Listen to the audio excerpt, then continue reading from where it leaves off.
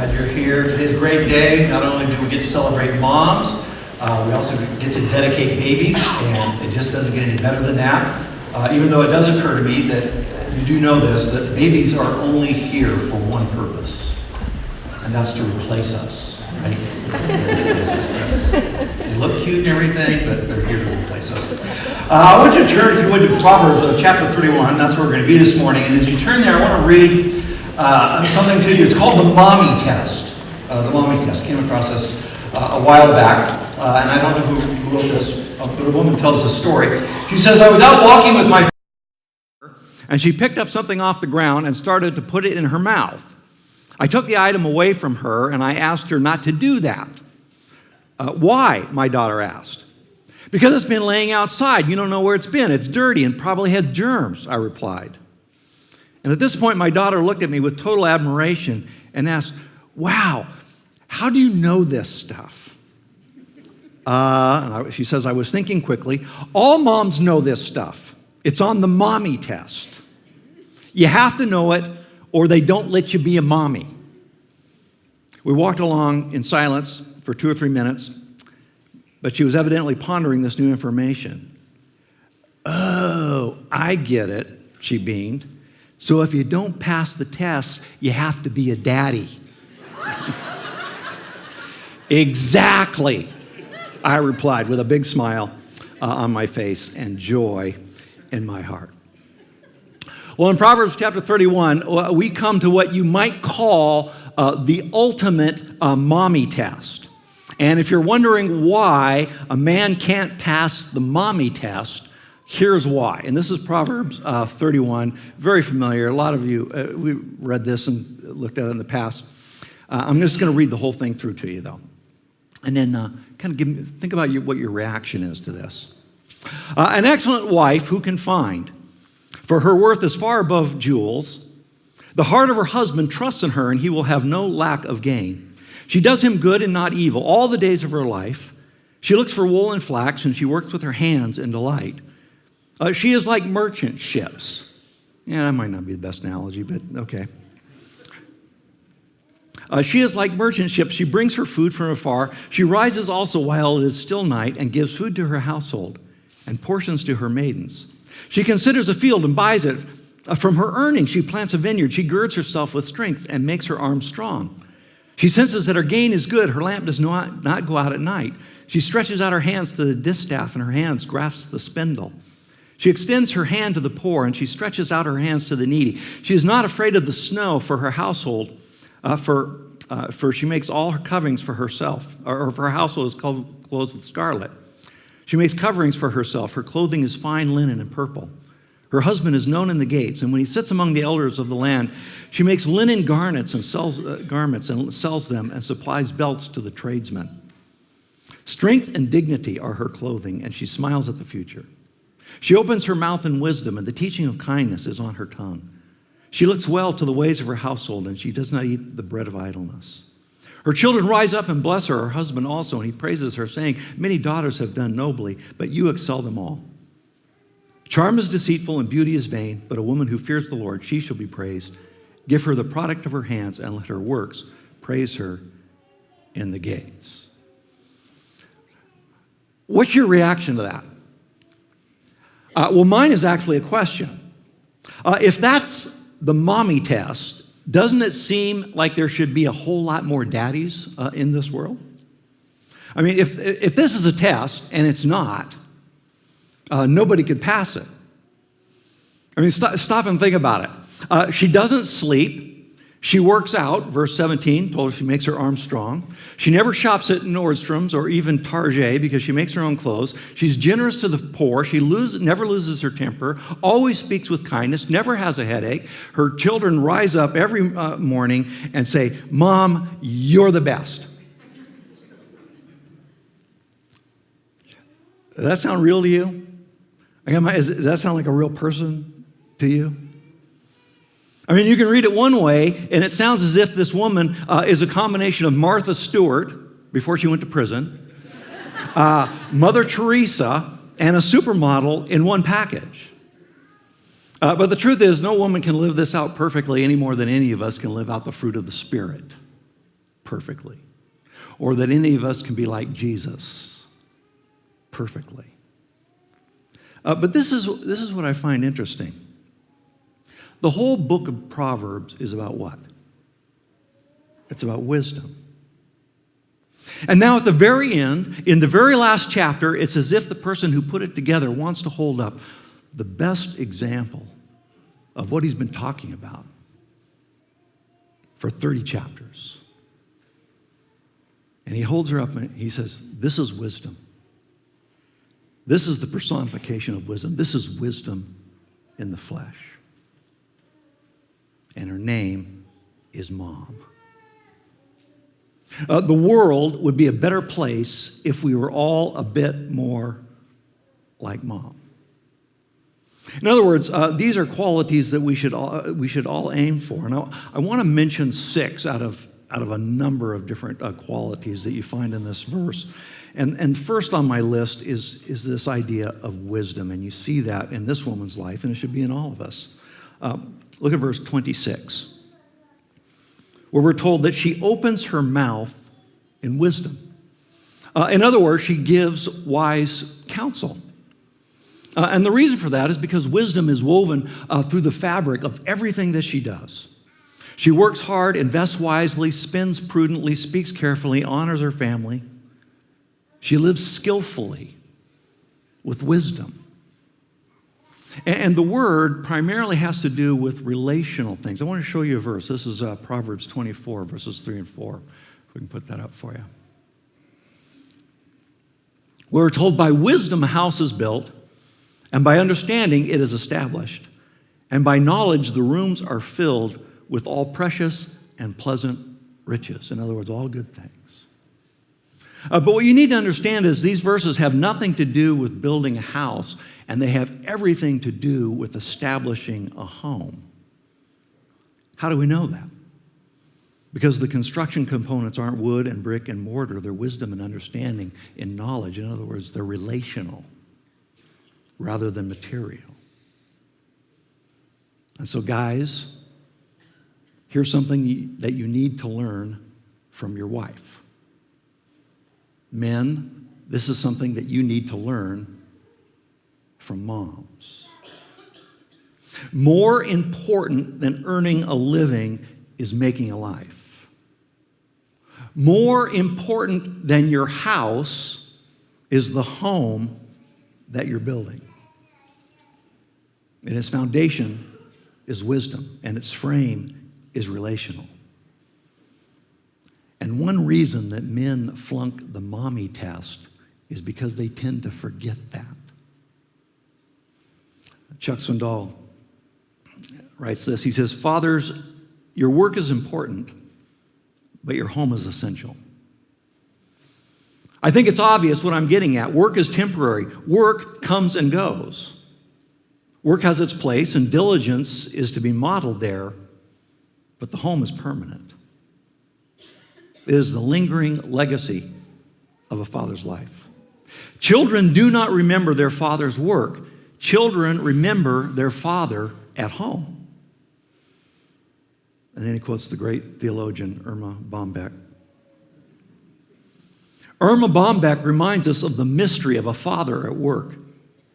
She writes this, "When I was a kid, a father was like a light in the refrigerator. Every house had one, but no one really knew what either of them did once the door was shut." And he says, "Your family does not know what you do when you shut the door to go to work, but they will never forget what you do when you open the door and step into the home." Moms get that. Sometimes dads don't.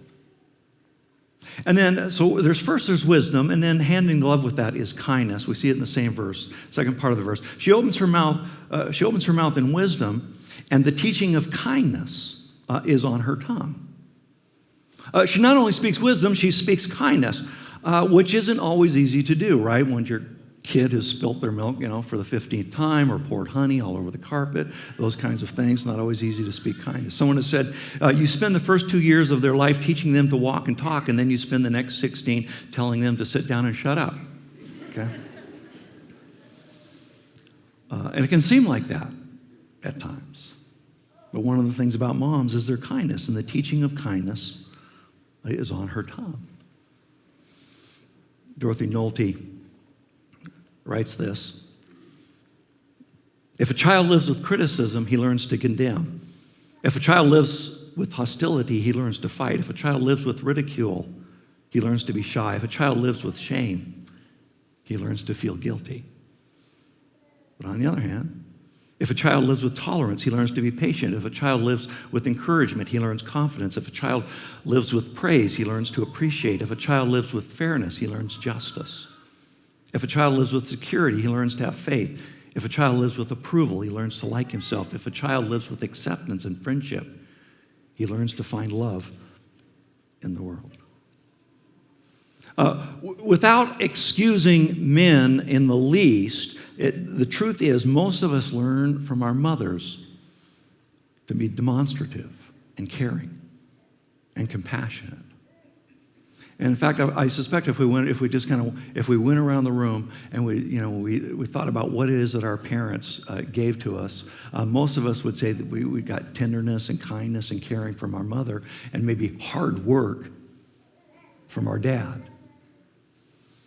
But then as soon as I say that, you notice that another quality modeled by this woman that's valuable for everybody is diligence. Look at verses 13 through 18.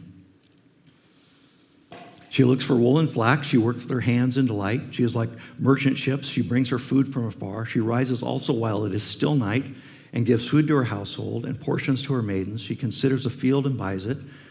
Got a little business going on the side.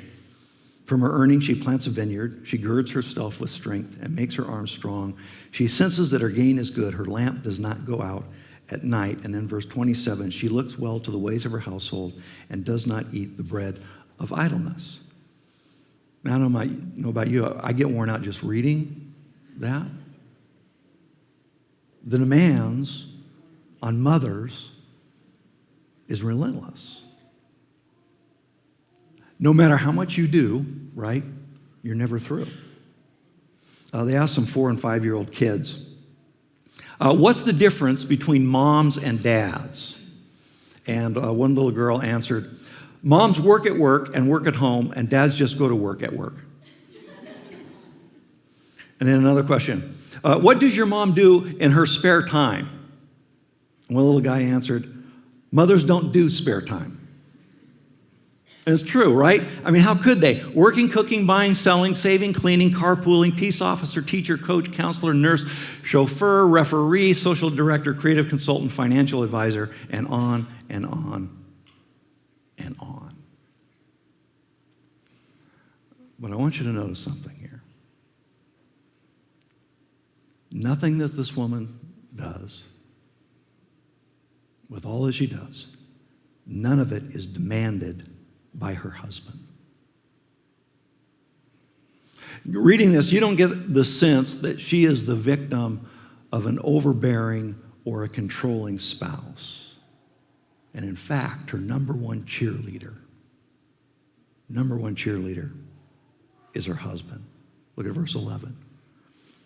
The heart of her husband trusts in her, and he will have no lack of gain. And then verses 28 and 29. Her children rise up and bless her, her husband also, and he praises her, saying, many daughters have done nobly, but you excel them all.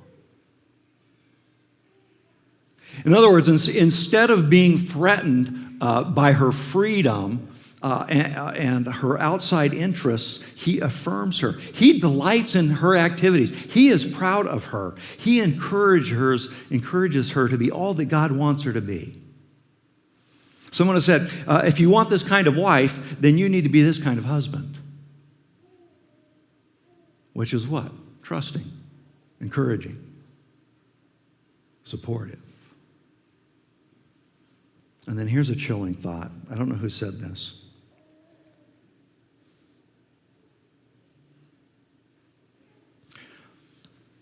If you want to know about a man's character, look into the face of his wife. If you want to know a man's character, look into the face of his wife. Whatever he has invested in or withheld from her will be reflected in her countenance. And one of the things that you should see in her face is joy. Verse 13 and 25. She looks for wool and flax and works with her hands in delight. Verse 25, strength and dignity are her clothing, and she smiles at the future. She works in delight, she smiles at the future. In other words, she possesses a positive attitude. She exudes a spirit of optimism. As she looks at the horizon, she's smiling. Why is that? Because someday the kids will be out of diapers, right? Someone has said the greatest decision we make each day is our choice of attitude. The greatest decision that we make every day is the choice of our attitude. Can't control a lot of things in life. A lot of circumstances work against us, but we can choose our attitude. And she chooses joy. And of all the things that you can pass on to your kids, this is one of the most critical. Just a positive attitude. A spirit of optimism. And along with that is a servant's heart, verse 20. And she extends her hand to the poor, and she stretches out her hands to the needy. Here is a woman who just does, a ton of stuff, and yet she still manages to find time for others. She doesn't just speak kindness, she acts in compassion. And notice that she's personally involved. It says she extends her hands. She stretches out her hands. In other words, she doesn't minister from a distance or in absentia. She's personally involved. In her book on death and dying, Elizabeth Kubler-Ross tells the account of a young girl who was in an oxygen tent, and she's dying. Nurses and attendants have waited on her time and time again, day after day. And because she is not a demanding kind of patient, she suffers quietly through the day. Finally, it was one of those hurry up and turn out the lights nights. And a weary yet understanding nurse, who was also a mother, reached over and turned out the light, and for a change, the girl said something. Speaking from under the tent, she asked softly, "What would happen if the hospital caught fire?" The preoccupied nurse momentarily didn't realize what she was really being asked. She said, "Oh, you'd be all right, honey. We'd take care of you." And then before she reached for the door to leave, she suddenly understood. Lovingly, the nurse went back, unzipped the tent, reached in, wrapping her arms around the frail, frightened little girl. She held her close, and she whispered in her ear, "Does this help?" There's not a mother in this room who doesn't understand the value of that. Moms get that. And so should we.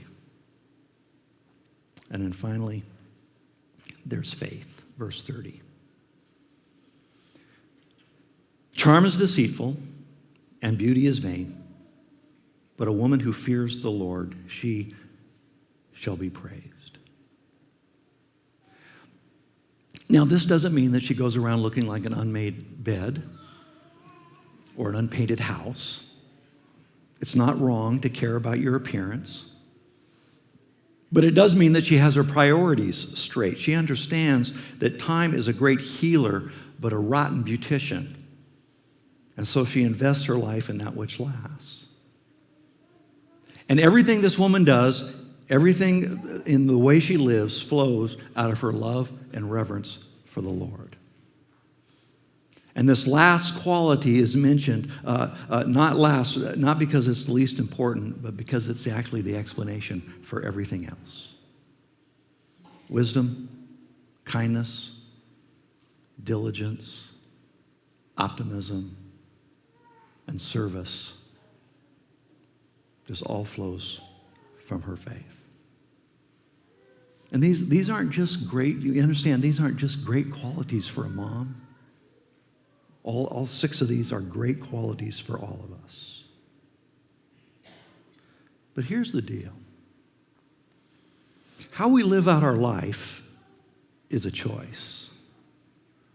It doesn't just happen. These qualities, these values, these priorities, don't just suddenly materialize out of thin air. You have to be intentional about cultivating these kinds of qualities. Someone sent this to me a while back. A little essay called Your Life, Don't Hope, Decide. While waiting to pick up a friend at the airport in Portland, Oregon, I had one of those life-changing experiences that you hear other people talk about. The kind that sneaks up on you unexpectedly. This one occurred a mere 2 feet away from me. Straining to locate my friend among the passengers deplaning through the jetway, I noticed a man coming toward me carrying 2 light bags.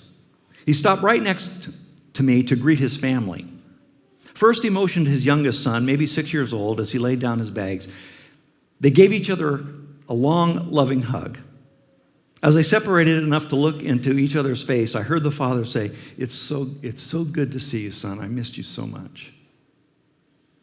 And his son smiled somewhat shyly, averted his eyes, and replied softly, Me too, Dad.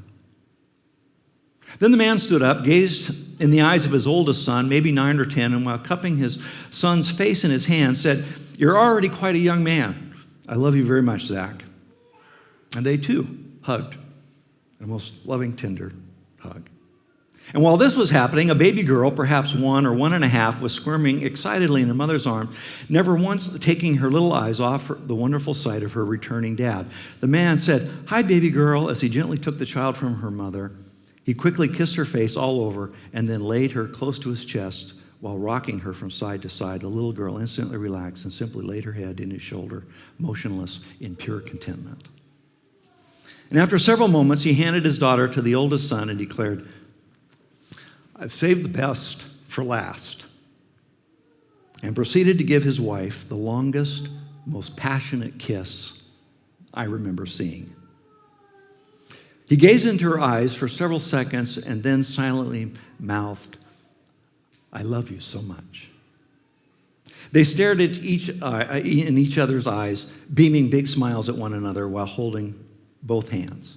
For an instant, they reminded me of newlyweds, but I knew by the age of their kids they couldn't possibly be. I puzzled about it for a moment and then realized how totally engrossed I was in the wonderful display of unconditional love, not more than an arm's length away from me. I suddenly felt uncomfortable, as if I was invading something sacred. But I was amazed to hear my own voice nervously ask, Wow, how long have you two been married? Been together 14 years, married 12 of those, he replied, without breaking his gaze from his wife's face. Well, then how long have you been away? I asked. The man finally turned and looked at me, still beaming his joyous smile. 2 whole days. 2 whole days. 2 days, I was stunned. By the intensity of the greeting, I had assumed he had gone for at least several weeks, if not months. I know my expression betrayed me, and I said almost offhandedly, hoping to end my intrusion with some semblance of grace and to get back to searching for my friend, I hope my marriage is still that passionate after 12 years. The man suddenly stopped smiling. And he looked at me straight in the eye. And with forcefulness that burned right into my soul,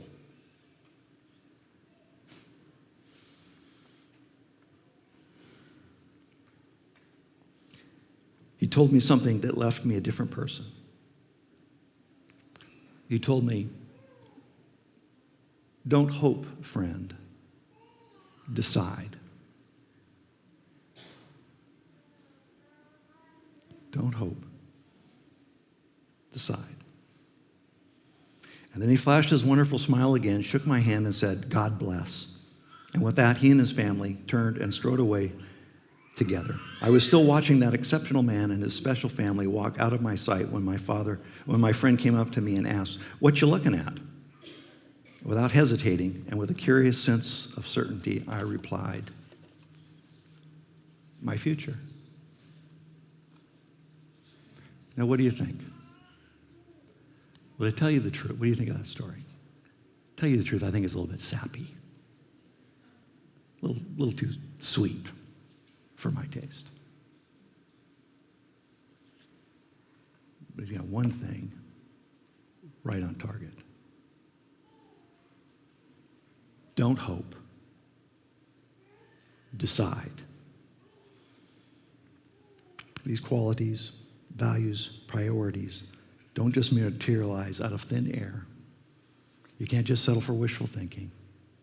You have to be intentional. You have to decide. When it comes to your life, when it comes to your marriage, when it comes to your family, don't hope. Decide. Why? Because whatever your past, whatever your failures, it's your decisions that you make every day that determine your future.